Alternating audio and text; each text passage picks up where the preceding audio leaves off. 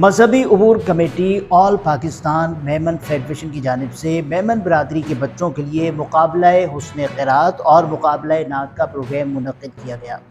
Audition میں تقریباً 250 بچوں نے حصہ لیا۔ مقابلہ جیتنے والے بچوں میں انعامات کے طور پر شیلڈز تقسیم کی گئیں اور انہیں اعزازیے میں کیش پرائز سے بھی نوازا گیا۔ چیئرمین مذہبی امور کمیٹی محمد سہیل محمد صدیق کا کہنا تھا کہ بسم اللہ الرحمن الرحیم، الصلاۃ والسلام علیک یا رسول اللہ وعلی آلک و اصحابک یا حبیب اللہ۔ الحمدللہ ہر سال کی طرح اس سال بھی آل میمن فیڈریشن کی جانب سے حسن قرات، نعت اور حفاظ کرام کا مقابلہ جاری ہے۔ یہ ہر سال یہ پروگرام ہوتا ہے۔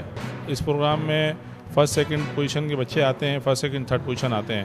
میں آل میمن فیڈریشن کے چیئرمین جناب شبیر ہارون صاحب، عمر بھائی، عبید بھائی، عمر موٹلانی صاحب اور حنیف موٹلانی صاحب، حنیف اسحاق صاحب، ان سب کا شکریہ ادا کرتا ہوں کہ وہ سالوں سال سے پروگرام کرتے ہوئے آ رہے ہیں اور انشاءاللہ آگے بھی کریں گے۔